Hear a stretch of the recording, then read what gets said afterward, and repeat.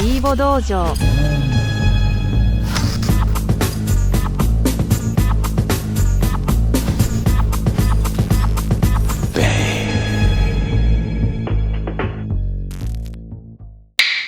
Cool.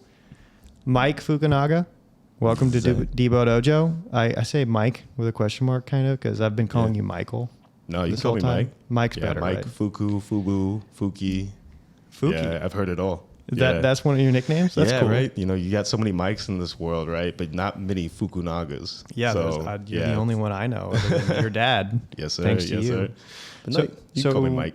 We met through my buddy Micah Nunley. Yes, sir. Yes, sir. Very talented artist, very talented, just creative. Yeah, shouts out to White Unicorn. Shouts out to Micah. That's right. Yeah, making the connection.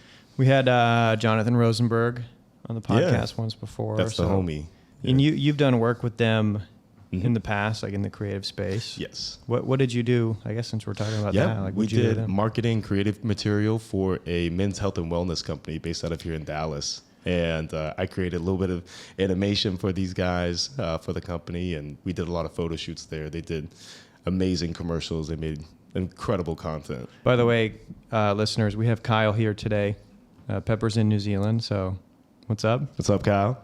Shout out to everybody. Kyle's we're rocking the Dragon Ball shirt. Yeah, is that Atsuko? Is that an Atsuko shirt? That might be BioWorld. I think it's authentic, Atsuko. original. Oh, yeah? We'll have to look after this. Straight from Akihabara. Oh, okay. You got it. Akihabara. See, Yeah. I know you and Kyle are going to be homies. So Kyle took me to Japan for the first time in 2019. Nice. Shouts out to Kyle. We've gone back twice together. We'll go back many times. But I love Akihabara. Yeah. It's like one of my favorite the studios places. are. It's Studio Perot's in Akihabara. You got Toye there as well. And then you have all of those collector stores, right? Yeah. So you hit up that whole strip and got all your Gundams, all your Funkos. Yeah, look at that. This is from Akihabara. I brought this back. Ooh. That's the heavy arms custom endless waltz, from Gundam Wing.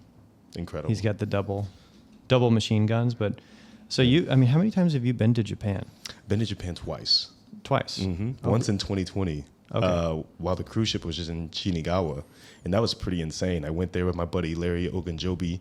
And at the time, he played for the Cleveland Browns, and now he's with the Pittsburgh Steelers. And then I just, that's a homie. I met him at Anime Expo, and I was giving him a tour of the expo. We ended up just really kicking it off, and then we went to Japan together, met up with a whole bunch of friends there, and had a whole experience. How long were you there?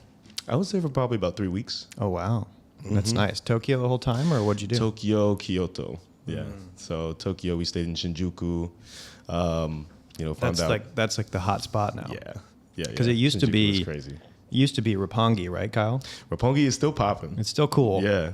But like Shinjuku is like the hot spot, right? Like it's like a lot of the restaurants, and they have the Toho Theater there, and they have the famous Godzilla poking its head up from behind the theater. I've never seen that. I don't think. Have we seen that, Kyle? Yeah, we've seen it. How did you get into Japan in 2020? Was it That's a great question. Pre-COVID. It was actually when the cruise ship was in Shinagawa. When you say the cruise ship in Shinagawa, it's like right before? It was like right during where nobody really knew what was going on.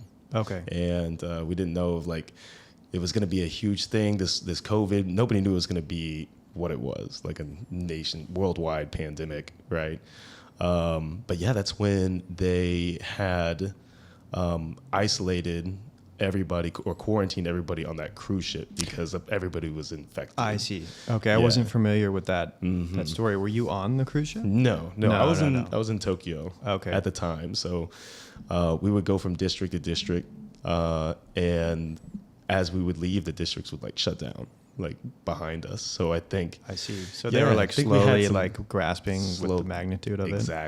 Exactly. And I think there was kind of anointed steps, right? We were able to actually see everything.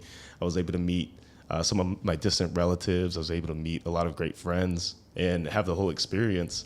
And then everything, it was like the doors were closing behind us. And it was almost, we knew what was going on, but we didn't want it to, mess up the vibe, Yeah. So we just... Well, you got to make the best of it, right? Exactly.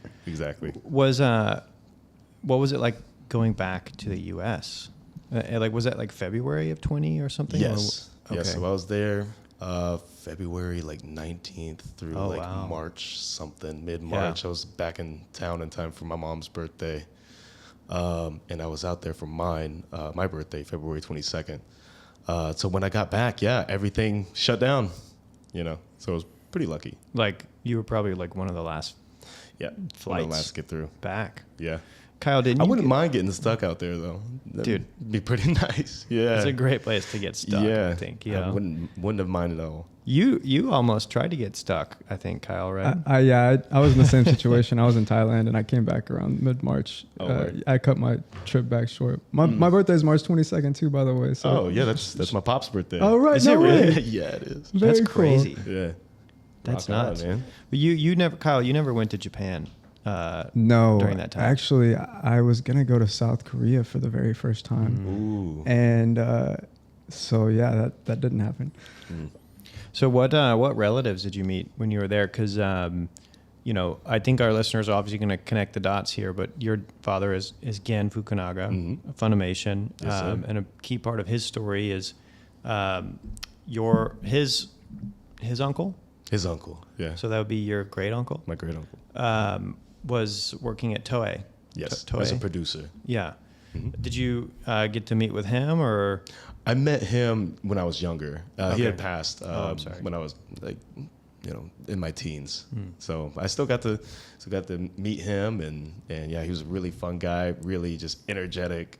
As you can imagine, a entertainment industry producer, Yeah. being just full of energy, full of jokes. Yeah, right? Just a real good soul. So I got to meet a lot of his family I see. there in Kyoto. Oh, Yeah. okay, interesting. Yeah. What do you think of Kyoto? I thought it was Beautiful. awesome. Gorgeous. Yeah. Like so traditional, like Yeah. all of the architecture, the way they maintain the temples. I got to see my family temple in Kyoto and go and burn incense and see, where my ancestors were buried and everything. So it was Really? an absolutely incredible experience. And I got to meet all my little, I don't know what you call them, like second, third cousins or Yeah. whatever. Yeah. Like I got to meet them out there. Everybody spoke English, right? So we had a matcha tea ceremony. We got to, I gave him some gifts from the state. My buddy Larry gave him some football swag too. That time he played for the Browns, so he gave him some like little Brown merchandise and That's things cool, like that. dude. So yeah. Did, the whole time, sugoi. Sakoi means they were freaking out. del- Super cool. super Or cool. dope. Yeah. What is it? What's the word for delicious? Oishi. Oishi. That's Yeah. right. I should know that. The Dallas restaurant. Yeah. I love Oishi, by the way. It's good. Yeah. It's pretty good. Yeah, Oishi fire. So, A tell lot me of bang about- for your buck. Yeah. Mhm. Seriously. Yeah. And sushi prices are getting kind of out of control. Crazy. Yeah. We'll I have blew to- a stack in a rack at Uchi the other day. Really? Oh my gosh. Yeah. But it was good. What did you eat? I had the toro, of course. Okay. Yeah, to get the tuna belly. And all of the what is it? The mackerel, all of the what am I saying? I mean, honestly, man, that toro is always number one. It's so good. Always I'm a number big one. fan of like the simple Mm. sushi dishes. Like just tuna is my favorite. Yeah. Right, toro. Yeah. And I had some of the like lean tuna can be very good too. Yeah. Do you like it sashimi style rolls? Nigiri? Like a nigiri style. Nigiri, yeah. is my Nigiri is the favorite. best. I mean, that's Good stuff, when you man. go Making to me like hungry. an omakase. That's what you get, right? Like Mm-hmm. But no, I was going to ask you about the family temple. What is Yeah. like? So they're all Yeah, tell me about yeah, that. on my grandfather's side, my grandfather was military, and a lot of his siblings and his family and relatives, they were nobles in the the Kyoto. They were nobles in the Kyoto. I guess those feudal empires that they had there in that region. They were nobles because they were Buddhist monks, Buddhist priests. Oh. So they still practice Buddhism there. I And see. that's where my distant relatives, that's what they do. They stay at the temple. They Really? do all the To this day? ceremonies. And it's connected to Buddhism in one way or another, right? I think they connect them through like the tea ceremonies and things like that. Okay. But yeah, that's what they do. They live there. They live right. They live their life right. Yeah. In the ways that they were brought up with, and that's what they're still doing to this day. That's one of the interesting things about Japan, right? Is like you know, I think like in America, a lot of times you'll see, or at least maybe in my case, a lot of like, you know, parents' offsprings or the next generation, they kind of like want to like buck the trend or maybe do something different, right? To like prove themselves. It's like maybe like an American spirit of like, I have to go forge my path. And the Japanese are not, I don't think always like that. They like have a lot of heritage, and there's a lot of pride in doing the same thing well for a really long time. Tradition. Yeah. You know, and I think that's beautiful. It is very beautiful. What was the name of the temple? Does it have a name? Oh, I can't remember the name. Is it in a Hyun-kun? Something like that? Is it surrounded by other temples, or is it off on its own, isolated? Photos. Oh yeah. But We'll have to look at them later. Yeah, I'll show you later. The reason why I'm asking is because, again, Kyle is like Mr. Japan for me. Oh, okay. And we went to a matcha tea ceremony in Kyoto at a temple with a Buddhist monk that you know, Kyle, right? Very well. It's Takafumi Kawakami Takafumi. in Miyoshinji, which is the largest temple installation in Japan, and it's in Kyoto. And there's like 40 temples, and so I was wondering maybe if and it's like a massive compound, right? It's really big. Yeah. Oh it's really big. Yeah, we could have. We could be have similar. the same one. Yeah, Huh. yeah. I'm not the best with names, but I could show you photos all day. Yeah. Do you have any family that was like in the samurai side of things or anything like that? Or Yes. So Hori, my grandmother's side, which is also Nagafumi-sama's family as well. They and were samurai. Nagafumi was your great uncle. Yes. Okay. Nagafumi Hori, Hori. Okay. Yeah, they were all samurai, and we have a replica sword at the house. It's sick. That's cool, dude. Yeah, it's pretty sick. Wow. Yeah, I used to get in trouble for like stealing it and trying to play with it. You know, acting like I was Trunks. You know what I'm saying? Yeah. But hey, I just watched the scene where Trunks decimated Mecha Frieza that's a good one. when he tried to come back. Yes, sir. It's like the Future most Trunks just bodied him immediately off the bat. Huh? Immediately. Like, Frieza was so powered up and just wiping everybody out, and Trunks is like, nah, man. He catch this fade. He had the hardest like intro, I think, of any character in Dragon Ball. Maybe I'd say the capsule just sliced corp, him into like 20 pieces and then did like a side blast and it's gone.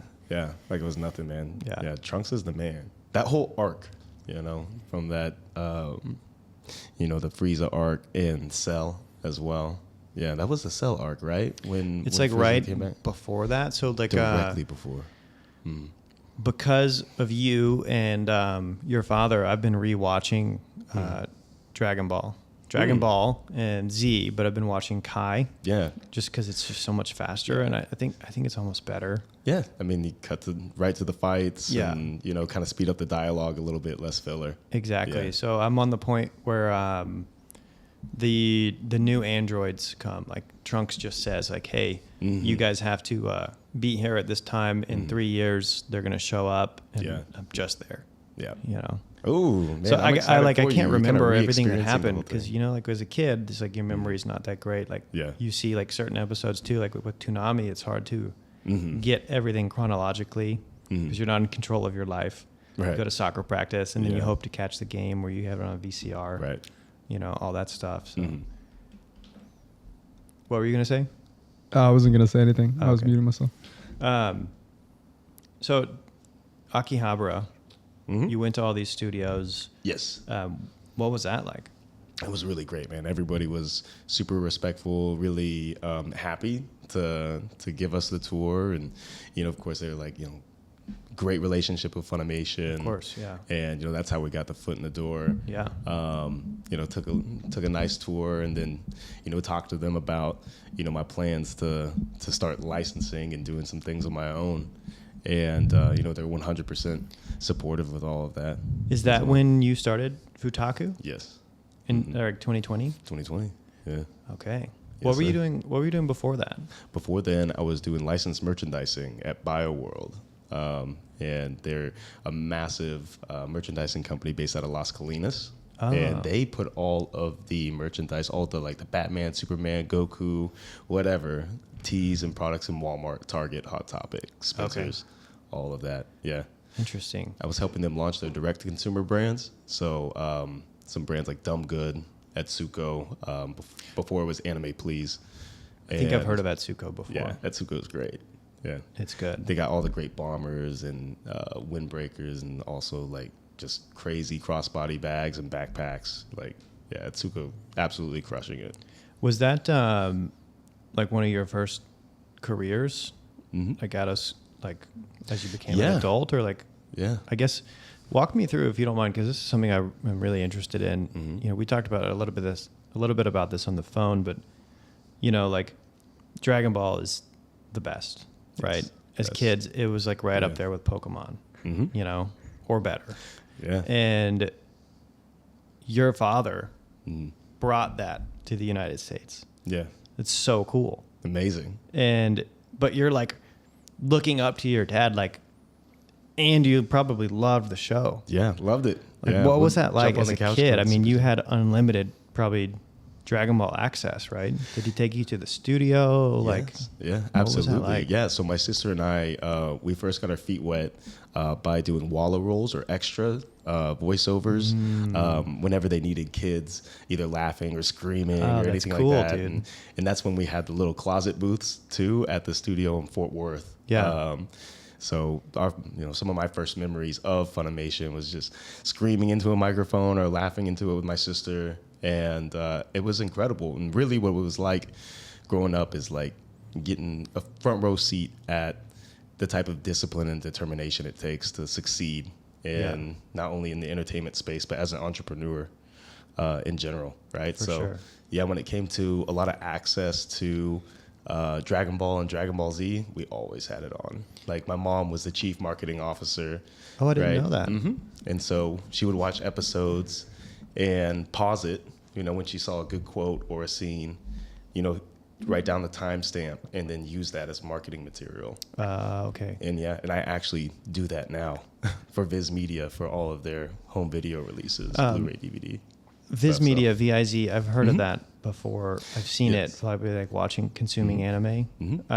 What do they do exactly? They're the leading manga publishers in the U.S. So they produce or they distribute all the manga here in the United States. Yeah, that's a Viz Media product. Viz Comics. Yeah, Viz Comics. That's so cool. Yeah, those are the homies out there in San Francisco. Love those guys. And they also stream. They also do a lot of Blu-ray, DVD collectors items and things like that. Most recently, they released Zom 100, which is a super great anime. I recommend it for everybody. What? How do you spell it? ZOM. Okay. And 100. And it's a manga? It is, and no, it's an anime. Anime too? It started as a manga. Okay. Yeah, but they got the rights to do the Blu-ray DVD release. What is it about? Okay. So it's basically about a zombie apocalypse, and it follows the main character, who is a burnt out animator who was working at an exploitative animation studio, and he's just like, he is in and of himself like a zombie, and then one day he wakes up and surrounded by actual zombies. So he makes a bucket list, 100 things he wants to do before he turns into a zombie. And because he's assuming they're like eventually it's just they're gonna get to him. Yeah, for sure. So he goes from being this really uptight, like pencil pusher worker to a carefree, risking his entire life to go on the other side of town to get a 6-pack of beer. To like fulfill his list. Yeah, that's pretty cool. Yeah, and it's great. The animation is incredible. And it's just a super creative, fun storyline. So, there's Zom 100 now available Blu-ray DVD. There's some stories in that too, right? Like, like just go for it. For it. Yeah, it's you can probably take some entrepreneurial takeaways of that, or like go after your dreams. Yeah, and even if they seem crazy. Yes, absolutely.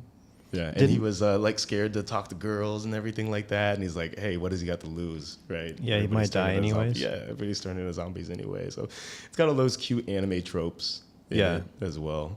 And, didn't, was it called Zombie Land, Zombie World, the movie that came out with Woody Harrelson and the guy that played Mark Zuckerberg in The Social Network? Didn't he kind of have like a list too?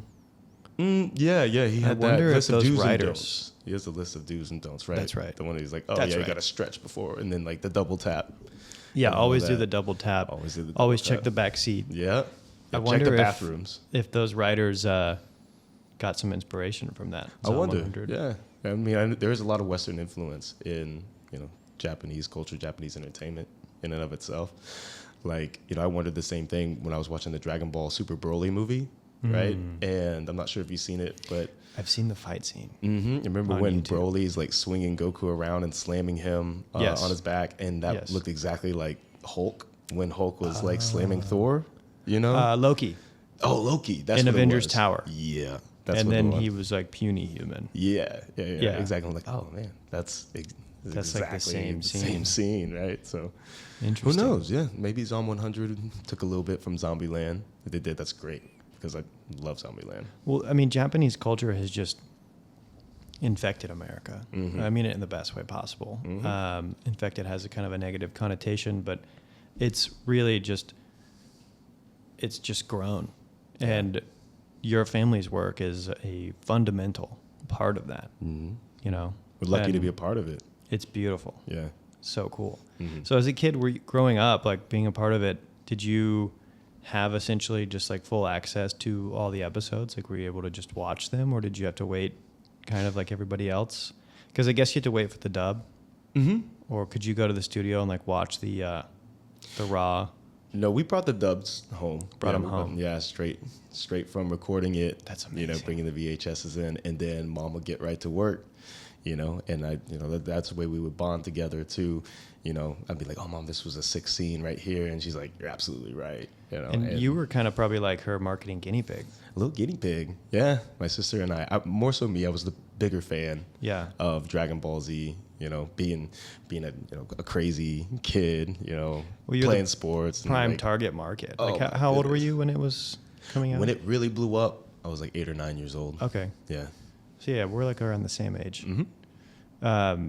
Yeah. So she probably was watching you and was like seeing like, what is Mike Yeah. smiling at, or what does he Right. think? Like, what is he on the edge of his seat at? Right. Was he screaming when he's on top of the couch going Super Saiyan and all That's that? so cool. Yeah. So, yeah, I like to think, I was a test guinea pig on a lot of really cool anime. I remember when Ice Shield 21 came out.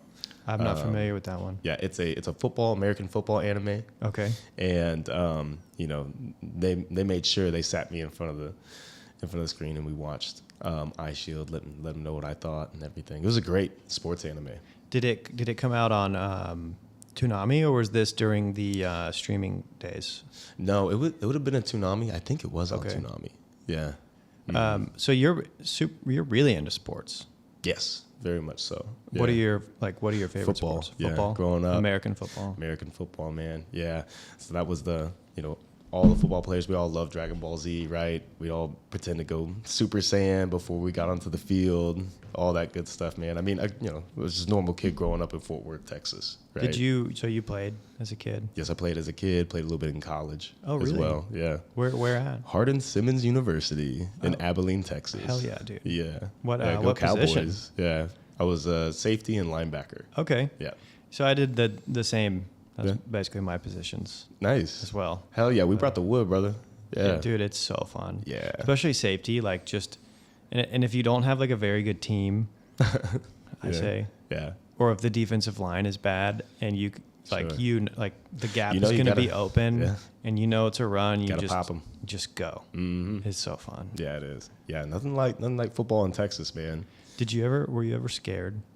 Oh yeah, Like a plane? absolutely. Yeah, I mean, we competed at very high level here in the DFW Metroplex, Yeah. right? And growing up playing select and doing all that, there's a huge Tongan community, right? And everybody would loop me in with those guys because my last name was Fukunaga, right? And You said a what community? Tongan, Polynesian, Oh, okay. Pacific Islander, huge Okay. kids, like yeah. I see. Okay. Yeah, like we'd be in middle school and we got like 6 foot, like 200-pound kids, and learned the haka and all that stuff. And That's like a war dance or something. yeah, that's a war dance, 100%. But I think I remember for me, like when I was playing football as a kid, like there was this, like a switch flipped at some point when I realized like I can either hit you or you can hit me and I'm going to hate my life. Yeah, Gotta be the one delivering the hit, man. I think it was like, honestly, I hate to say it, it was like my junior year. of high school where it really flipped, you know? Yeah. Because like sophomore year, I was like, I just remember being terrified. Yeah. And like I just got on the field and just got creamed all the time. No, you got to pop those guys. You have to. Straight up. Hit them right in the chin. Like the Low man Oklahoma wins. drill. Yeah. Like Oklahoma it's drill. still like, I was always still apprehensive of it, but it becomes fun. Yeah. And then what happens on the team too is like you become the person that the other kids, especially that are younger are kind of like scared of, and you can see your past in their eyes. They kind of like calculate in the line in the Oklahoma drill, like, okay, like you how do I avoid this person? Yeah, moving, trading places. Yeah. It's so fun, man. Yeah, absolutely. I was going to ask you something. I can't remember. It was about sports, but okay. So yeah, like I think there's a lot of like, especially football guys that are huge anime fans too. Yes. And so with Futaku now, that's a big part of what you do. Huge. You work with a ton of athletes. Yes, sir. Yes, sir. And everybody loves like to have their own anime, do their own anime character. A lot of these NFL athletes have their own brands, right, and have their own businesses. We help with a lot of their branding, right, and then put a nice anime twist on it as well.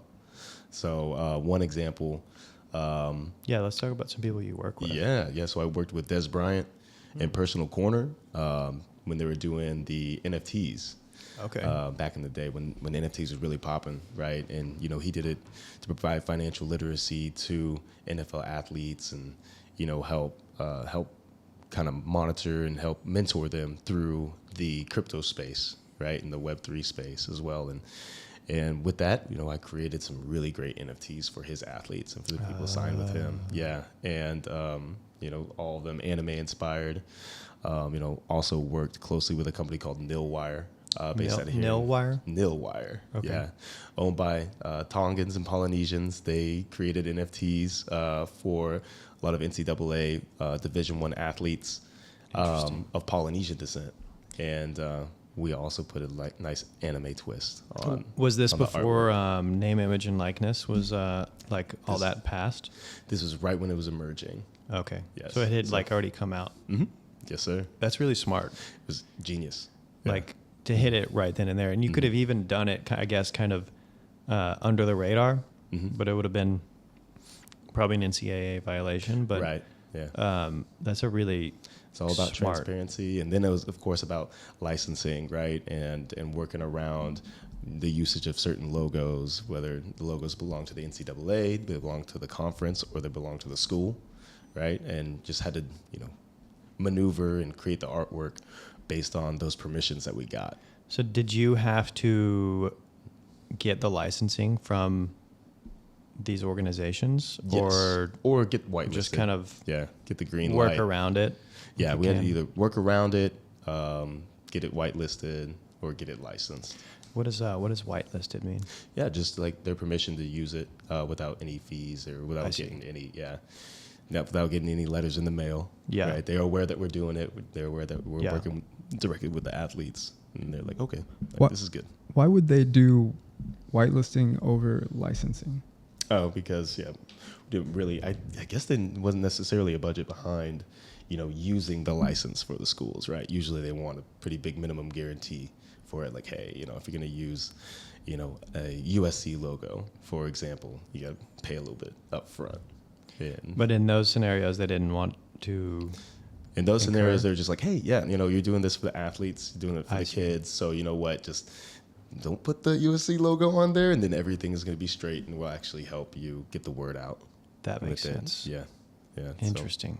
And you know, a lot of these athletes, huge fans of Dragon Ball, Dragon Ball Z. And I think Ronda Rousey actually said it best. She said, you know, we athletes love Dragon Ball Z because that's the only superhero that has to train to get better.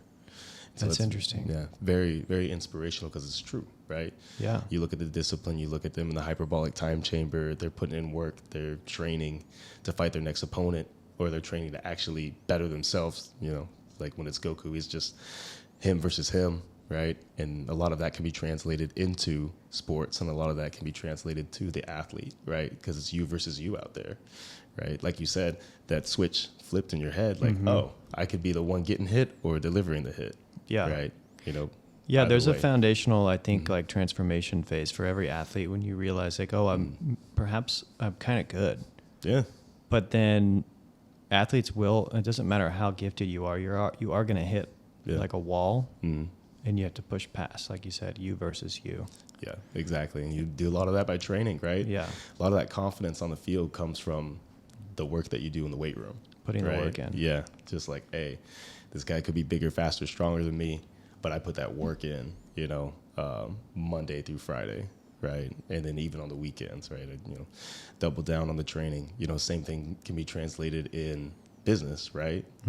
I'm, going, toe to toe with either major studios, major licensing companies, but I'm gonna put that work in on the back end to make sure that I, have full confidence in entering this market or entering a venture or a collaboration, right? So, yeah, Dragon Ball Z, very inspirational when it comes to that. It is, man. Yeah. I was just watching the scene when Goku was preparing to go fight Frieza, and like 100x gravity, and he took like next to zero breaks. Yeah. Just popped a sensu bean and kept going. Popped them sensu beans, man. And you think about it, like in the show, he's like training for 6 days straight. Like that'd be kind of nuts. That'd be it's a lot.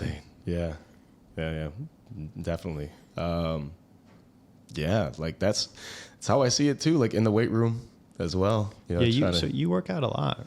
Yeah, I try to. Try to live a healthy, active lifestyle. It really helps your mood. It makes. It does. Yeah, it helps your mood. And you look good, you feel good. Feel good, you play good. Dude, Eat good. I need to get back in. Let's go, man. We got these shakers. One of these shakers is for you. I think it's been like a year. Yeah. Oh, a year. Yeah. Yeah, let's get it, bro. So I went to a bachelor party like a year ago. Okay. And I was in great shape.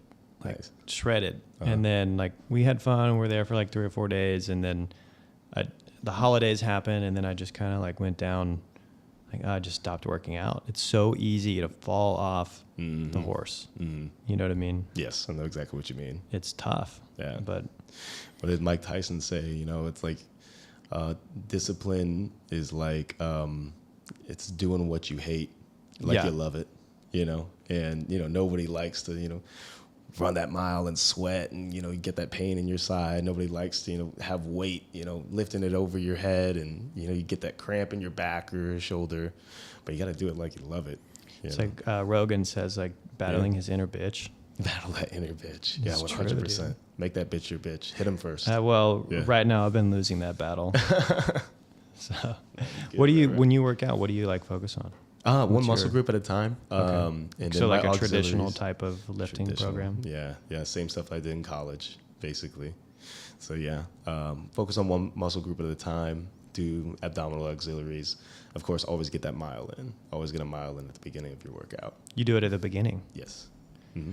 I've done that too, and sometimes I've found like I'm just so gassed, but it is a good way to, once you get like enough cardio, it's a good way to build up. Sweat. Yeah. Get a good sweat, warm everything up. You got to get that heart rate up. Yeah. Listen to some good music, man. Put on some Gucci Mane, all that Gucci stuff. Mane. Yeah. Just go nuts. Yeah. I haven't listened to one of his songs in forever. What was his one of his famous songs? Lemonade. Lemonade's a good one. Yeah. Yeah. That's anything good. Off the Burr print too. Yeah, that gets me going crazy. What year? Like how long ago was that? Is he still like putting out music? Yes. He is? I think so. I think he's still putting out those Christmas albums. Really? Yeah. Isn't he from like Florida? He's from Alabama. He's from Alabama. And then came up from Atlanta. Okay. Yeah. I see. Mm-hmm. Yeah. And my mom's side of the family, they're all from Alabama too, from Montgomery. So how did your parents meet then? Purdue University. That's right. Boiler up. Mm-hmm. That's right. Yeah. So my mom was getting her MBA. My dad was getting his master's in engineering. Then my mom, followed my pops to New York. And when he went to Columbia, my mom got a job at IBM and helped support him through that. And they're That's just beautiful. they're like the perfect role models, perfect examples. I mean, anybody could look up to those two. Like big family supporters. Huge. The first employees of Funimation were my mom's siblings. Really? Yeah. She had 7 sisters, I think 4 or 5 brothers, and huge family, and they were all very successful in radio syndication. Okay, in Florida, so she had Georgia, experience Alabama. Yeah, or at least they all did. in some form of media.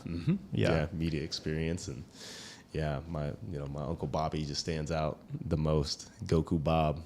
He Is that what he called himself? Yeah, he was the best. Yeah, he was in sales, and he also did a lot of brand management there too. And yeah, and even when I go out in the anime expos and the Comic Cons and everything, like everybody checks up like, yo, how's Goku Bob doing? Goku Bob. Yeah. So That's a cool name. Yep. Yeah, he was just good dude, hard worker, and yeah, I remember they were trying to put one of our movies or one of the shows on Hallmark or whatever, and he kept on like cold calling, kept on following up with all the people at Hallmark, and be like, hey, give this movie a chance, or give the opportunity a chance, and he eventually bought a Hallmark card and then wrote to them on the Hallmark card and then mailed it off to him, and that's when he finally got the call back from them. Oh, like so they were asking y'all for the licensing? No, it was for a different. It wasn't anime related. I see. Yeah, we've done a lot of ventures outside of Japanese anime. We also done some live action. We actually help do distribution for Degrassi, for a lot of small independent Christian films, small independent horror films, and we're really just a production and distribution house for entertainment. Just have to be informed. Wait a second, Mike. Are you telling me you used to kick it with Drake back in the day? No, I didn't. Drake was on Degrassi, right? Yeah, he was. Yeah, but we helped do the American distribution for. Didn't he play the kid in the wheelchair? He was a kid in the wheelchair. That's rapping. interesting. Mm-hmm. That's right. I forgot about that. Yeah, that's kind of funny. It was hilarious. So was this through Funimation, or it was through like different ventures that you family started? It was through different ventures, yeah, Okay. but using the Funimation machine. Like, hey guys, we're Funimation, same family. Mm-hmm. Yeah, it's just the credibility. We even helped produce and distribute a Chuck E. Cheese movie. Really? Yeah, Dude, I love Chuck E. Cheese. Chuck E. Cheese in the Galaxy 5000, man. Chuck E. Cheese in the Galaxy 5000. Yeah, my sister and I were extras in that. Hell yeah. Yeah. Did you go to Chuck E. Cheese a lot as a kid? I went to Chuck E. Cheese all the time, man. Dude, I'd never forget. And Dad, I'm really sorry if you're listening, but like, I went to my dad's. And my parents were separated when I was a kid. I went to my dad's house, and they were like, "Hey, we're gonna take you to Chuck E. Cheese tonight." And I'm like, "This is great." Like no one ever says that. I was like 7 or something. Yeah. So I was upstairs playing Ocarina of Time in the playroom. Nice. For like 6 hours. Mm-hmm. And then like 7 or 8 o'clock rolls around, it gets dark, and I go downstairs and I'm like, "Guys, are we going to Chuck E. Cheese?" And they were like, "Well, and there was an excuse, and we didn't end up going." They were like, damn, I'm you sorry, were bro. supposed to come down. We told you 5 o'clock. And I'm like, you pulled a fast one on me. Trauma. And I have trauma from it. Damn, man. I do. I'm sorry, bro. It's a serious thing in my life. Yeah. Yeah. No, I'm I hear kidding, you. but like, yeah. That was, I've never been back to Chuck E. Cheese since. Not since, huh? But I want to go. I want to take my kid. Yeah. But I know like when I do take him, he's probably going to get like sick. Because all these kids are just mashing the buttons. Right. It's just like taking them to daycare or whatever. Like, so there's a kid somewhere out there that's sick, and then your kid brings it home. Yeah, That's just how it in the goes. ball pit. Yeah, Exactly. Yeah, it's gross. But no, did a lot of crazy movies. Did a Chuck E. Cheese movie. We also did like Christian movies as well. That was my first job at Funimation. Really? Yeah, working for a company called Echo Light. Echo Light. Yeah, and we produced and distributed Christian films, live action Christian films. Were you raised on like a Christian family values? Yeah, absolutely. Yeah. Did that come from your mom's side, your dad's? Both of them. Yeah. Both I mean, of my them? dad, like my grandparents are Buddhist, right? Yeah. But yeah, my father converted when he When you met my met your mom. Mm-hmm. Yeah. Okay. She's a good Southern Christian Baptist woman. Yeah. From Montgomery, Alabama. Hell yeah. Yeah. Love That's him. War great, Eagle dude. too. Grew up an Auburn fan. You an Auburn fan? Yeah. And Dude, I my growing up, my stepdad would always say like "Roll Tide," just like as a joke. Yeah. Like, I don't know, because this is when like Alabama was starting to get a lot better too under Saban, and so I would like say it too, like just emulating him. I'll never forget. I messed up so bad saying that to my Auburn buddy, like as a joke. Yeah. And he looked at me like the most serious I've ever seen anyone look at me, and he was like, No. Yeah. I was like, dude, damn, I'm they're gonna so fight sorry. you. Yeah. I just meant it like as a way to say like I was just messing around, and he like Right. took it so hard. Yeah. Like, It's real down there, man. It's yeah, the real. rivalry. It's crazy. But being out here in Texas, man, it's just, I love SEC football. You know. Who's your team? Right now, University of Texas. Right now? What do you mean right now? Right You have now, to have man. a team. Right now, University of Texas, man. I'm working with Earl Campbell, University of Texas legend. We're working on developing a little animated series for him. Okay. And working with the University of Texas, working with the Tennessee Oilers or Tennessee Titans, formerly Houston Oilers. Yeah. On getting everything officially licensed on that end. But yeah, growing up here in Texas, man, Earl Campbell, he's that dude. He's a legend here, and being able to actually hang out with him, meet his family, develop a series for him, just made me a huge Texas fan. And on top of that, like growing up though, what was your team? Purdue? No, my team was Auburn growing up. Oh, that's right. Sorry. Yeah. The basketball, basketball was Purdue. Yeah. Okay. Mm-hmm. Okay. Yeah, because Purdue football wasn't all that great. They've had some Drew Brees, some flashes. Yeah, but never like on that national championship scale. Like Purdue would never beat Ohio State or Michigan, but Auburn would beat Alabama. Yeah, it was very back and forth with that rivalry. Do you remember the Iron Bowl where was it Auburn won? They returned it like 108 yards or something. Mm-hmm. Yeah. That was His time expired or something like that, right? Yeah, 1 second left on the clock. It's nuts. Yeah. That's probably the greatest play in Auburn history. Yeah, I think in like NCAA football one history. One of the top 5. Yeah, for sure. I don't know what would rival it. I'm a Clemson fan. Okay. My grandfather played there from 65, 66 to 69, whatever that span was. So I grew up watching Clemson when they were bad. Oh yeah. Because they won in like the national championship in 81. I was born in 91, so they were semi-marginal most of my life. And then they started doing great. Deshaun Watson came around and they beat Alabama. Yep. He threw that. It was really a pick. So they had the outside receiver run a quick post, like a slant, and then Hunter Renfrow ran an out, and they picked. It probably should have been a flag, but I believe it was his time expired, and they won the national championship. That, I think, for me, that's one of the best plays. Yeah. That's a great one, man. It was good. Yeah. And I'm sure that there's some awesome ones in the 2005 SC versus Texas. Was that when y'all had like Brian Dawkins and Brandon Jacobs? That was like Southern Cal with Matt Leinart, Reggie Bush, Lindell White, versus Vince Young. Oh yeah, you talk about Texas now. Yeah. Sorry, that was the one. Yeah, that game was amazing. Yeah, Vince Young running at the corner of the end zone. Yeah. I actually went and I saw it. So my stepfather was an SC fan. I saw SC versus Arkansas at the Coliseum that year. And that was the game, I think, that Reggie Bush went for like 500 plus all-purpose yards. Yeah. Like Felix, I think his name was Felix Jones. Daryl McFadden was there on Arkansas. It was really, like, they were stacked, and SC just walked them. That team was amazing. And that's why that win for Texas was so monumental that year. Oh, yeah, because they were totally, like, outmanned. With that depth chart. Yeah, they had all those superstars, but hey, Vince Young, man. He really solidified the power of a mobile quarterback or a supreme athlete in college. If you give that guy the ball every play, something beautiful will happen. Yep. But back to Earl Campbell. What are you working on with him? Like, what is his project? Are you allowed to talk about that?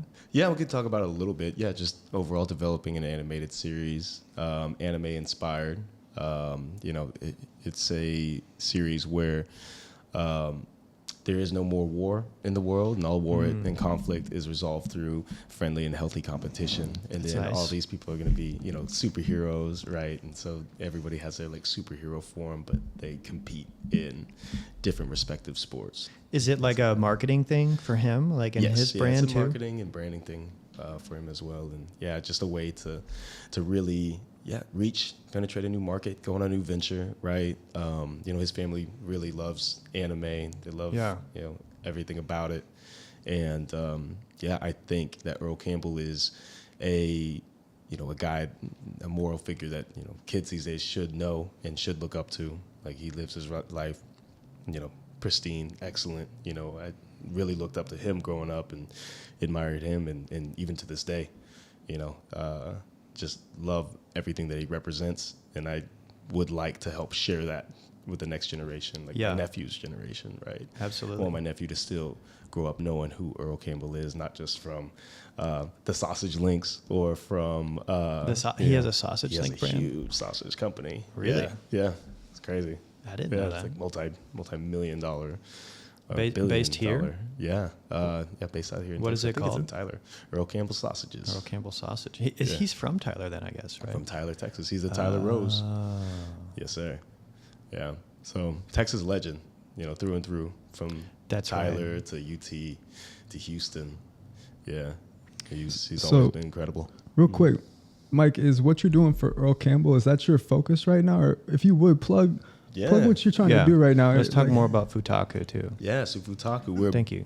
Yeah, thank you. We're a boutique animation services studio that specializes in taking American IPs and brands and reimagining them into Japanese-inspired anime. We also help connect U.S.-based brands with Japanese licensors with their favorite anime through officially licensed collaborations. So right now, I'm really pushing Ice Shaker. Yeah, we got this great collaboration with the Gronkowski brothers, Rob Gronkowski, Chris Gronkowski, Gordy, all of them, Glenn. They came up with this amazing protein shaker product, all stainless steel. Hold this bad boy. Yeah. It's so nice, dude. Sorry to interrupt you. Stainless steel, officially licensed Dragon Ball Z. Your officially licensed characters. They have a patented protein agitator right here that breaks up your protein. And it also, it doesn't have that low metal ball that gets lost all the time. You can detach it and clean it. Yeah, when you need to clean it. Yep. So they actually patented this product, and went on Shark Tank. Ended up playing flip cup and beer pong with all the sharks, right? Really? And Gronk was on that one? Gronk was on it. I need to watch that. Dude. Yep. I love Gronk, dude. They ended up getting an investment from Mark Cuban and A-Rod. And they were completely sold on the product. Shortly after then, the head of engraving for the bottles, his name is Blake Cave, shouts out to Blake, reached out to me and was just like, hey, Mike, we're getting all of these requests for Dragon Ball Z characters to be engraved on these bottles. How can we do this legitimately without getting any letters from Funimation or Crunchyroll or anything like that? And I'm like, hey, you came to the right guy. And... helped broker that whole deal, helped bring it all the way through. We started with an engraved bottle launch earlier this year, and it was like purely stainless steel kind of, and then it was just the image engraved on it, like line work, basically. And we're like, hey, let's step up our game and do these full color 4D bottles for Dragon Ball. And dude, they're sick. Thank you. I love the stainless steel aspect from Ice Shaker. Just because there's so much plastic everywhere. Yeah. And it just feels good. Yeah. Easy to clean, easy to keep clean, and, also good for your body as well. I really like everything that Ice Shaker really stands for. And I think, promoting a healthy, active lifestyle and then accompanying that with Dragon Ball Z, right, with the training, really sends a good message out there to anime consumers, and would like to collaborate with brands that align with those type of values. I mean, it's almost endless. If you're a big enough brand, like, you will eventually do these collaborations. Yes. So how did you guys put these images on? Is it like it seems like it's some sort of like film or something that's been like heat wrapped on it, or? Oh shoot, man, I don't even know. Yeah, it's really nice. That's a question for. But it is 4D, right? Like, it's 3D, and then these guys pop off. That's cool. Yeah. So this, what other, if you can talk about it? I can't really talk about the ones that I have in motion right now. But yeah, this is what is on the docket. This is what it's out. And my main we'll put a link to them. Yeah, please. On the show. Yeah, I'll send you a link. Yeah. And what can you buy them on Amazon? You can get them on iceshaker.com. Iceshaker.com. Yes, sir. Okay. But yeah, this, and then, we have a bunch of other collaborations that are in the works right now. Another series that I'm developing is one with a local musician named Erin Duvall. She's a country music artist. I think I've heard of her before. Yes. ERIN, right? Yes. Yeah. Yep. I've heard of her, I think. Mm-hmm. Yeah, she's super talented musician. She also supports the Genesis Women's Foundation. She does a lot of charity work. Her family famously, constructed all the towers in Clyde Warren Park all throughout Dallas. Yeah, and that's cool. Big construction. I flew a helicopter through Clyde Warren Park last week. That's insane. Oh my gosh, that's terrifying. I was like, I don't know if this is legal or not, but I was How not. did that happen? I was not the one liable. Okay. So Steve Houghton came on the podcast last week. He is a very successful Dallas businessman. He's originally made his money in like self-storage, and then he transitioned. He did a lot of like distressed debt purchases. Mm-hmm. Then he later transitioned oil and gas, what have you. But afterwards, he was like, "Hey, do you guys want to go for a ride on the helicopter?" Sick. And he's got like almost 1,000 hours now. Oh, and wow. so when you do that, you have to be communicating with what's called Bravo Airspace the entire time. Wow. And that's like the actual tower at Love Field or DFW. Wow. And so he requests permission. May I do a flyby? And if they say yes, you're, from what I understand, it's okay. But damn, and it was cool. He I'll got show the you a green video. light, and you flew through Clyde. We Warren were Park like right at the there. same level as the top of the skyscrapers right there, and just went like straight through. Wow, that's sick. From east to west. Yeah. But sorry, so Aaron's family built a lot of those towers. Yeah, and now Erin, she has been developing a children's series, children's animated series, and together we created 3 children's books, and they're about to come out. And that's awesome. Yeah, these are, it follows Auntie E, her character, and that's also her stage name. And she educates kids about music. It's a lot of sing-along songs and things like that, and it's just really beautiful. We added an anime aesthetic to it, super colorful, and yeah, really excited to roll that out. So yeah, keep an eye out for Auntie E with Erin Duvall, and that is a Futaku project as well. Is she a big anime fan? She loves it. Her kids love it. Yeah. And she actually grew up knowing of my father through a mutual friend named Chris Mageas, who was a producer at Funimation. So he helped produce movies like Mass Effect, like an anime version of Mass Effect, and I forget Dragon Age, the game Dragon Age: Dawn of the Seeker. He helped co-produce that. Okay. And then we distribute that through Funimation. But yeah, got connected to Aaron through my buddy Chris, and we created some incredible children's series with it. So yeah. Kyle, you were going to say something? Yeah, I was going to ask, who is your target client, or who should be reaching out to you? If everybody watching this, athletes, musicians, and what should they hope to achieve by contacting you? Yeah, anybody who loves anime, who's inspired by anime, wants to create their own show, their own series. We have the means to produce the animation, to produce the artwork, and then we also have a direct line of communication with a lot of distributors, not only Crunchyroll, but great contacts with Netflix, Hulu, Amazon, all those guys, and yeah, we can help create, develop, and eventually shop those series. Are you guys staying in your niche of I guess it would be anime inspired illustrate like style? Yes, that's what you want to stick to. Yes, sir. Yeah. So everything is going to be paying homage back to Japanese anime and putting our own little twist on it. But yeah, at the end of the day, everything is Japanese anime inspired. I think that's wise. It's good to just be really good at one thing. Yeah, exactly. Yeah. Like I myself, I've spread myself way too thin the last decade, and I'm trying to really hone in, and I think that's the way to do it. Yeah. And, when it comes to the production, right, you're only limited by your imagination on what you can create. But I also have just like really great Japanese animators, and really great 3D artists, all over the world, everywhere from Japan to Bali to New York, Chicago, LA, San Francisco. Just got a great team. So that was like definitely one of the things I wanted to ask you is like, how do you assemble that team, right? Like, actually take a step back. Yeah. How did this all come together? Because this is kind of a recent venture. I mean, it's been around for almost 5 years. Like 4 or 5 years, yeah. 2020, yeah. So it actually started during the pandemic, and everybody was, a lot of talented artists were getting furloughed and laid off, and then they're like, hey Mike, if you know any jobs, if you have any work, then let us know. And I'm like, oh, well, I actually do. So I was working full time at the time, doing the licensed merchandising.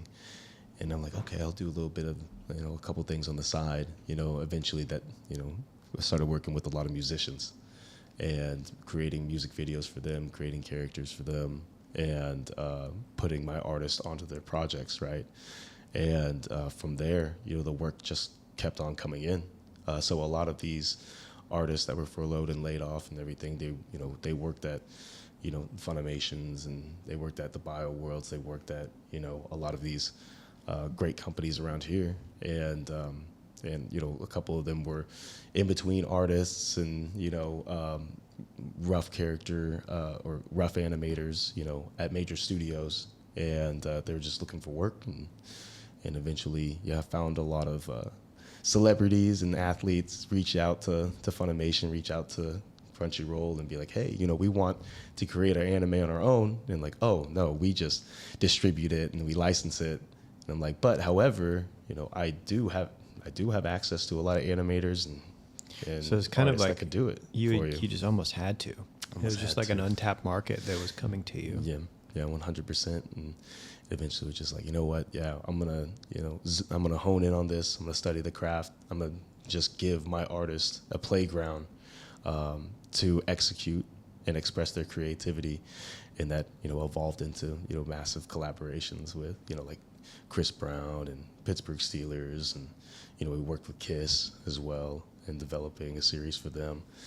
So yeah, it really just kind of been a snowball effect. When these people come to you, teams, artists, celebrities, whoever it is, right? Mm-hmm. When someone comes to you, is it typically because they want to tap into a Japanese market, or is it because they're just a really big fan? It's always the fans, man. Always They're the fan. Really big fans. They just want to see themselves, as anime characters. They want to see themselves in an anime. And then, of course, it's a wise move because of the anime market booming, the anime aesthetic being so widely accepted in American culture now. For sure. Their management is just like, oh yeah, that's a good idea. They're like, yeah, we get it. Like, yeah, you're a big fan of anime, but anime is also trending. It's bigger than it's ever been. This guy, Mike Futaku, staying like that. Yeah. And it's going to keep on, piling on and building up. So we help bring their anime ideas into fruition, right? And at the end of the day, that's our gift, and our ability to bring that into life is like the biggest joy of the job. So like when someone, let's say like Chris Brown, right? He's like, hey Mike, like I want to do this. Mm-hmm. Where do you go from there? Like he obviously has an idea, mm-hmm. right? And then I'm sure part of your job is like, are you consulting him kind of like on mm-hmm. that? But then you also, it's your job to kind of give him his, like produce the vision that he wants to create, right?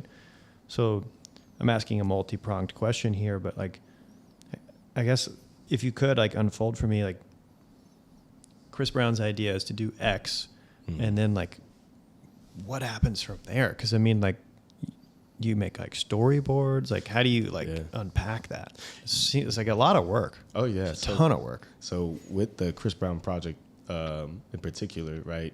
He reached out saying like, "Yo, like I really want an anime character. I love Dragon Ball Z, right?" And I'm like, "Okay, great." And then I followed up with his management. Turns out that he was dropping a whole new merch line during his Indigo tour, right? So I'm like, okay, let's make an anime that promotes this new drop, and then let me come up with a concept, right? So I did a lot of research on the different props and the different things and the themes that he was using on the Indigo tour. Came back with a whole concept where he gets, abducted by aliens, and then, the aliens on the spaceship have all this futuristic gear, right? All of these officially licensed Chris Brown merchandise, tour merch. Okay. And that's how we did it. So eventually made a series of animated shorts that helped market the merchandise. To promote that. Yeah. And then you guys, you kind of license and help facilitate the merchandise. Yes. So when he contacts you, do you have to, I guess every situation is different, completely different. Mm-hmm. So, but in that situation, you would have to do like here's our roadmap of what we think would work. Yeah. And here's how we could make it happen. And exactly. Yeah. Here's our scripting concept. Here's the whole concept of like this alien, abducting him and doing all this stuff. Here's how it looks from a storyboard perspective. Here's what his character looks like. And that was most important, right? Like really matching his face, really matching his, his whole build, right? His name or his image and likeness was like the most important part. From there, you go into your rough animations, then polished, full color, and then eventually, post-production and composition, right? And I try to keep them in the loop on every single step of the process, right? Just so, there's nothing lost, there's no pitfalls, right? Because when you go into production, that's when you, start lighting money on fire, right? Yeah. So, let's crank it out. Let's do it efficiently. Let's have this, open line of communication and collaboration, and that's really what makes it fun too, is just like sending off this animation, sending off the artwork, and then your client or your collaborator is just like, oh, this is amazing, like let's green light this, keep on going, And you have to keep them into that's so wise, right, for you to do, because if you don't, then like what if they don't like it? Yeah. And then it's like, so. Yeah, and taking creative license on things is just like, it's like it's a big no-no in a lot of cases. So, and, as, growing up and even, working at Funimation and working at places, I've always been, like a team player, right? And, I enjoy bouncing off ideas and, talking things out helps me complete my own thoughts and, helps me, get to the end goal faster when I have, a lot of people that I can work with and talk to. So in that sense, I really enjoy it. Right. And there's so much creativity. Mm-hmm. Yeah. Are you doing a lot of the ideation for these things, or yes? Do you have anybody else, like I guess animators or guys that help you out on that, or no? When it comes to the animators, they like that direct, like, hey, just tell me what I need to do. Yeah. They really like that. I love it when they are able to have fun with it as well and give their own takes. So of course I'll always allow that. But at the end of the day, I think it's more of like, effective communication when you get that green light on ideation with your client and then report back to the team, let them know, hey, this is our end goal here. Let's get it done. Let's make it happen. But also, if you have any ideas, please let me know.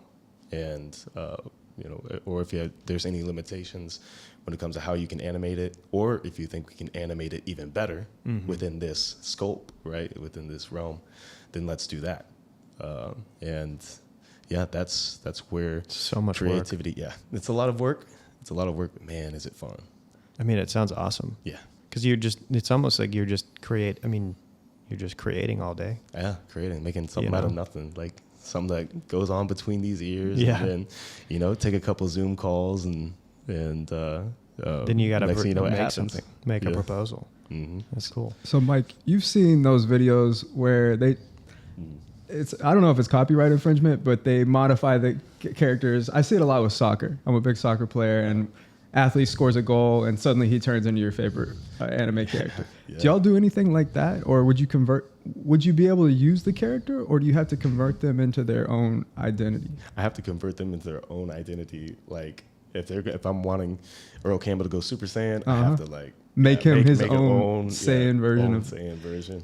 Is that something? Are y'all more interested in doing more robust projects, or would y'all do one-off kind of like commercial clips of an athlete running an incredible play and turn it into a Saiyan or what have you? Yeah, I mean, the ultimate goal is like developing entire series, 3 seasons in a movie, right? But we love doing the one-off commercials, man. Like, honestly, we just love creating in general. And we love it when we work with clients that are fans of the anime, and they send me all their references from their favorite shows and things like that. Like, oh, can you try to match this? And we want this scene to look like this from like Spirited Away or something like that. And we want a Shinichiro Watanabe look and feel to this anime here.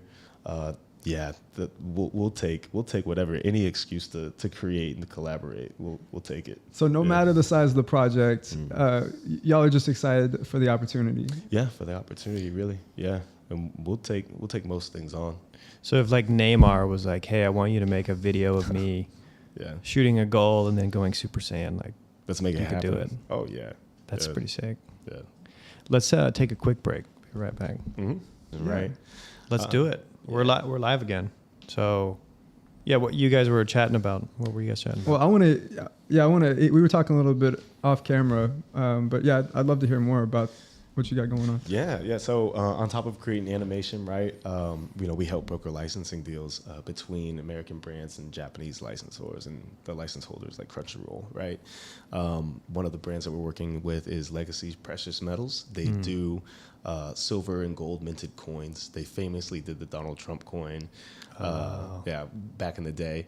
And, they do a lot of the commemorative Native American coins, the buffalo, and things like that. And they work with politicians and, they're like, okay, that's really great. How can we expand and go into like different markets? Well, the owner of the Precious Metals company's son, huge anime fan, right? And I got connected to him through a bunch of cats at TCU. I had a speaking event at TCU and had the pleasure of meeting the Thorngren family afterwards. And they had told me, they'd love to create silver minted coins officially licensed by Dragon Ball and Dragon Ball Z. That's so cool. And so we're pushing that through, man. I think it's like a great way to teach financial literacy to a whole different crowd. Maybe, buy something for your kid, buy a silver minted Goku coin for your child, and then teach him like, hey, we're gonna hold on to this because it's a worth year something. from now, a year from now, 5 years from now, 10 years from now, the volatility of precious metals, it's been on the up and up, so I think it's a great way to not only have like a cool collector's item, for anime fans and and they love that, but also a great teaching opportunity for financial literacy and everything like that. Yeah, just another company that I think that aligns with the values.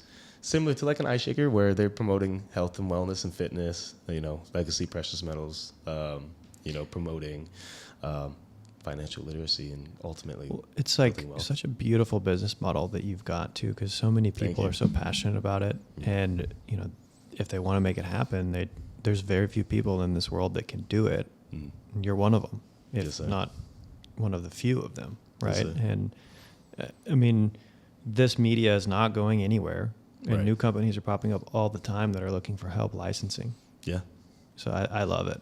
Yeah, thank you. I appreciate the support, man. Yeah, it feels good. And it's honestly like, it's pretty humbling to know that I can offer it. And, I am, at the end of the day, the son of Funimation, but, I still want to, bring only good people, bring only good projects, only good collaborations to this, house that the family built, and then put it through the machine, right? And it's an honor, really. And you're talking about it's you, in a way, like you're doing the same thing that we're talking about, like your family in Japan, like the Buddhist temple. Yeah. This is like your temple. Yeah, 100%. Absolutely. And well so said. You're continuing like the legacy of your father, which I think is really cool. Thank you. And my mom's too. Yeah. She's the co-founder. Yeah. And Goku Bob. Yeah, and Goku Bob. Yeah. Can't forget about Goku Bob. Can't forget Goku Bob. Yeah.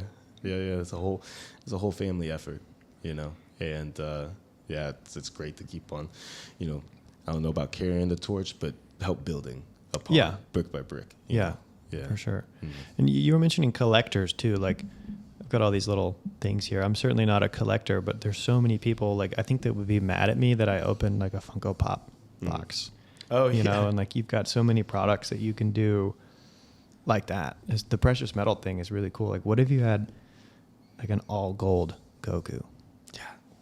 Yeah, these are the guys It'd be that like do super expensive, but someone out there Somebody would out buy there it. get it. Yeah, somebody You out there know? to buy it. You know, maybe, who knows? Maybe that's in the works. I have this tungsten cube on my computer desk at home. Have you seen those? What is They're it? like really, really, really. It's the heaviest, one of the heaviest elements that's not like radioactive. It's heavier than lead. Oh. And so if I gave it to you, it's like the size of like a quarter, Mhm. but in a cube shape, you Mhm. know, in all directions. Mhm. And it's super heavy. Really? It'd be cool if you had like figurines like that. I don't know. Yeah. Just make it thinking happen. of stuff. Yeah. But That's pretty cool. all right. So one of the things I wanted to ask you, your favorite anime. Mm-hmm. What do you watch? Man, my favorite anime of all time would have to be Afro Samurai. Okay. Loved it. Yeah, Gonzo absolutely knocked it out of the park with the animation. And then you have RZA doing the sound score, and Samuel L. Jackson is like the voice actor. Is he really? I didn't know. Yes. Yeah, absolutely. It won a couple Emmys, best animation, and it was just, it absolutely blew my mind. You know, growing up, I was a huge hip hop head, and just to see the two collaborate just perfectly with that one series is, you know, has to be my favorite. And I've not watched all of it. yeah, check it I out. think I've seen like one or two, but I will. Mhm. Kyle kind of turned me on to Samurai Champloo. Yeah, Shinichiro Watanabe is my favorite director. Samurai Champloo is absolutely incredible. An Speaking incredible of the series. hip hop connection, right? Yeah, you got Nujabes, you got Flying Lotus, right? You got all those guys, you know, creating the soundtrack there. And yeah, Shinichiro is a huge inspiration to me, you know, in my anime journey. You know, one of my first real collaborations was when I was working at Funimation as, you know, a marketing coordinator, right?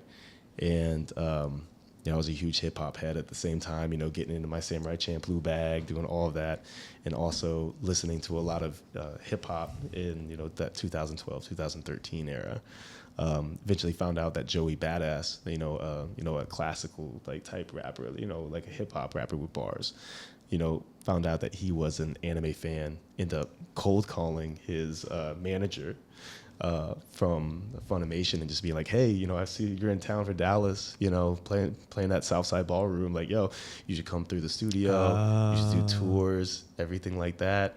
And we should collaborate and work together. And they did. Eventually popped off. You know, next thing you know, I'm bringing in Logic, doing the same thing, doing the collaboration with Logic. That's sick, You know, dude. even to this day, you know, we have a Logic Cowboy Bebop Really? the officially licensed T-shirt. Yeah, we had Ah. the original artist from Cowboy Bebop create his own character and put it on the tees. That's awesome. And, yeah, we have a great collaboration now with Crunchyroll and Logic, in that merchandising sector. But yeah, it really came from a lot of inspiration from people like Shinichiro and Samurai Champloo and RZA and Afro Samurai.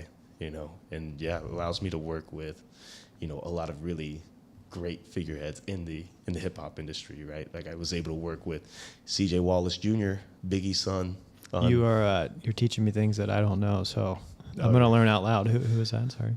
CJ Wallace Jr., that's Biggie, Notorious B.I.G. Oh, Yeah, his son. I was able to work on work on some anime, some Really? artwork with him. Yeah, just when he was doing his house music stuff. But just combining, hip hop, which was like my first love. It's what helped me like get through like football and get hyped and everything like that. And then fusing that with my family's work with Japanese anime. It was a big inspiration. Samurai Champloo was, but I think it's great. I love some of my favorites are like Rurouni Kenshin. yeah. And I think we talked about that on Yeah. the phone a couple of weeks ago. Yep. And they just did their remaster simulcast. I don't know if they've done season 2 yet. Mm. I love Berserk. Yeah. Dragon Ball, of course. Gundam. There's Yu Yu Hakusho. Yeah. Your dad licensed that. Yes, sir. So cool. I seem to resonate more with the 90s stuff for some reason. I don't know why. It was a great era. Yeah, it was a whole different art style. Yeah. It was a whole different way of storytelling because they did have limitations on like animation and things like that. They had to get maybe creative, a little bit more creative when it comes to the storytelling side to help make everything entertaining. And like Cowboy Bebop. I mean, that was 90s, I think, but that maybe that's why you see such a focus on music. Yeah. During that era. I don't know. Yeah. But what are some others that you love? Man, right now I love Tokyo Revengers. Okay. I think that's a really great series. And also Psalm 100 is up there too. Yeah. Yeah. And is that like tied to Tokyo Ghoul? Isn't that like a big one, Tokyo Ghoul? Oh, Tokyo Ghoul is great, but no, it's not tied in with Tokyo Ghoul. What is Tokyo Revengers? Tokyo Revengers is it's an anime about a kid, right? Who his girlfriend from high school, I guess he's not a kid, so he's like a guy in his 30s, right? So his girlfriend from high school ends up getting killed by the Yakuza, and he has the ability to go back in time and save her life, right? And when he goes back in time with the knowledge that he has from the future, he eventually realizes that in order to save her life, he has to become the leader of this Yakuza gang. And so it's got this like crazy... Oh, to like give the order, like don't kill her. Yeah. Yeah. So then he becomes the very thing he's looking to stop. Exactly. Or maybe, like it's still, the story is still going on. So, but from the cliffhanger that they had, it's looking like that. It's looking like he's becoming, his own worst enemy. Because he's kind of like undercover. Almost. Yeah. Yeah. 100%. That's really, it's like, it's kind of like, The Departed. Do you ever see that movie? No, but I know it's a good one. Yeah, I know. Oh, I know. So Leonardo DiCaprio, I don't want to spoil it for anybody, but he's an undercover cop, right? And then he goes undercover and he slowly starts to get like more like the criminal underworld. Yeah. Yeah. And it's like what happens, at the end. So that's really cool. Sounds good. I'm going to have to watch it. It's probably on Crunchyroll. Yes, sir. Yes, sir. And it's also available on Viz Media. There you go. As well. So yeah, Blu-ray, DVD. I got to cut the trailers for them too. So that's awesome. That's how really I've been watching a lot of my anime recently is being lucky enough to work with those guys at Viz, and they send me entire seasons. They upload it into the core network. I download them, watch every single episode. That's awesome. And then pause, just like my mom's did it back in the day, right? I pause in scenes that I'm like, oh, this would look great, in a trailer, or this quote would look great at this point. And get the mix and match. I'll end up pulling around 200 quotes or animated clips, and then condensing them down to maybe 40 or 50 to match that 90-second trailer for in-stream ads, and then go from that 90-second trailer to 30 seconds. Because you need that compelling moment. Yes, 100%. Did you imagine yourself doing this as a kid, or did you just... No, man. As a kid, I wanted to play in the NFL, but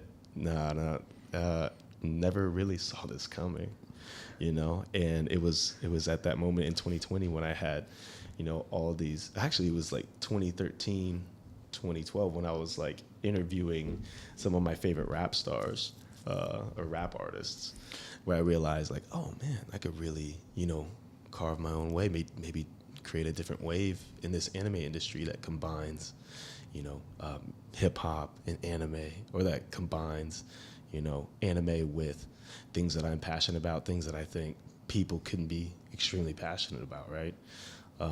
And that's really when the ball started rolling, when the gears started moving in my head. But no, I could never imagine owning and operating my own animation studio and also being a licensing agent. Well done. Well done, sir. Thank you. Yeah.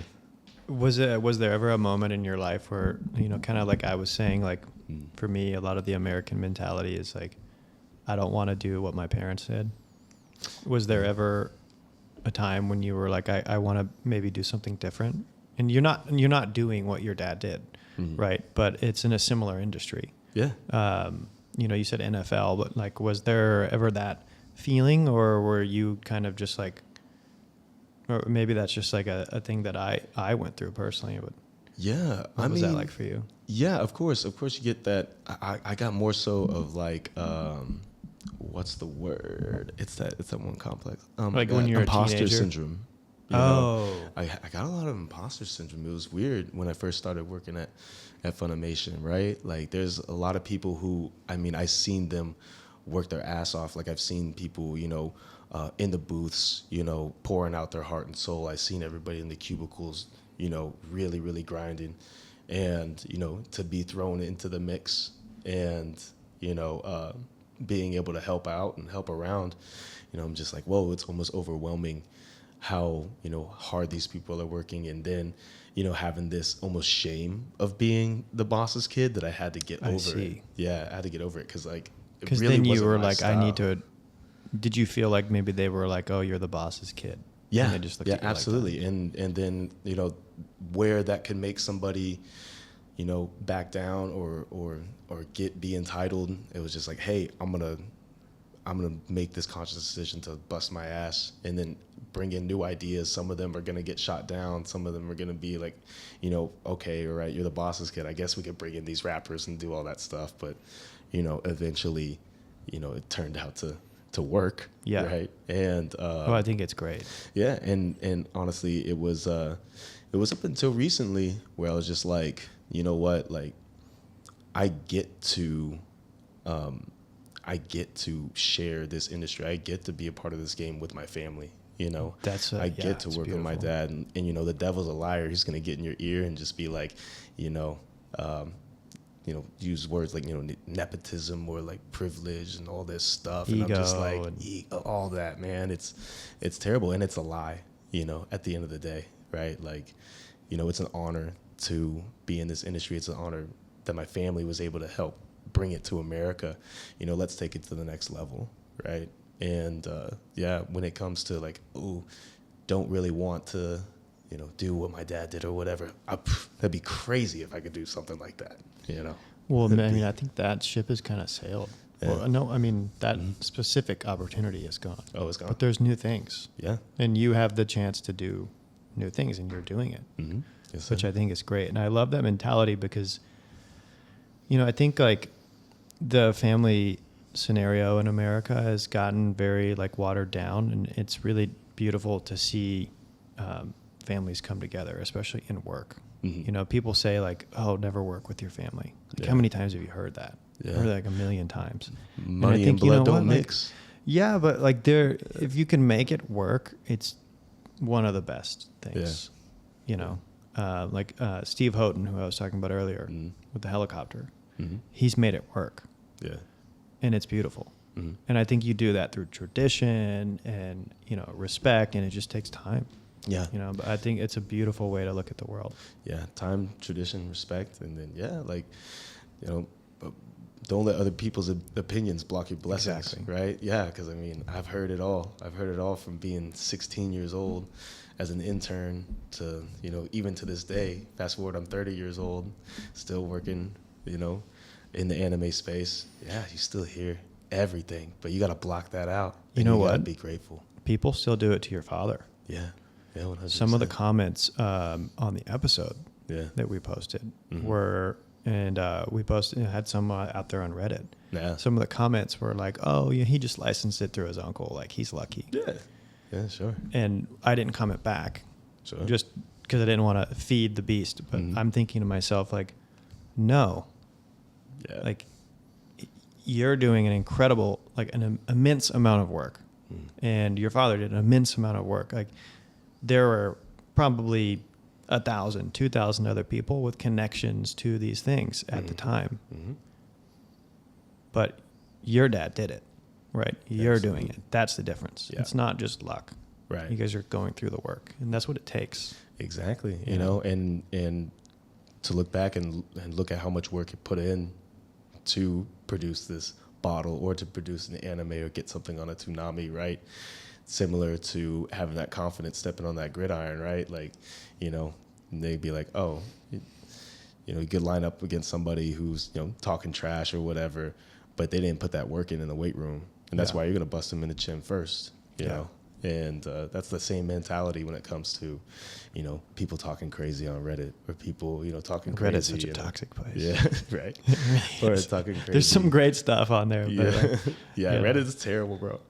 it really is. Yeah, but it's that same mentality, right? Like, you put that work in the back end, and you have, the confidence to just look over at those people and kind of roll your eyes and just, okay, here's a link to buy, Yeah. Yeah, like, not let that affect you.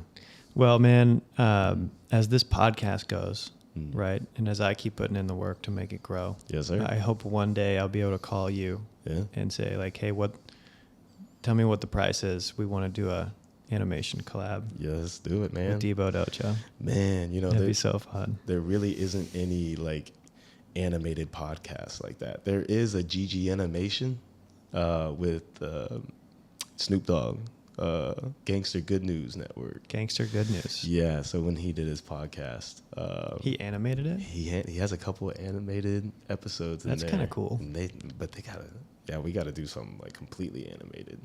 Yeah, it would be cool to have like animated versions of episodes or something if it made sense, or license Debo Dojo merch. Yeah, 100%. Let's make it happen. Talk, dude. Yeah, sounds fun. There's a lot of opportunity there. Yeah, and Untapped, people haven't done it yet. As good of an idea as it is, aren't you surprised it really hasn't been done yet? Yeah, there's so many podcasters out there too, and my job is to look at what those guys are doing and what the best guys are doing, and the competition, so to speak. But everybody's in it together. But I think the best ones truly lean in on their own identity. And I'm so grateful for speaking with you and your dad, because anime has been such a big part of my life, and it almost just happened as a circumstance of just growing up in the era that I did. And but I love the stories and everything about it, and I'm trying to lean into that more for myself, to relate to my listeners. And no, I think we should definitely do something in the future. Yeah, let's do it. Let's make it happen, man. Yeah. So, dude, thanks for coming. Yeah, thank you for having me. Thank you, Debo Dojo. Where did Debo Dojo come from? Oh, Debo, is that like from... Thank you for asking this. Yeah, is that like Tiny from Friday? No, great question, and I'm going to tie it back to a question you asked me right before we started. Okay, I told you we would answer that.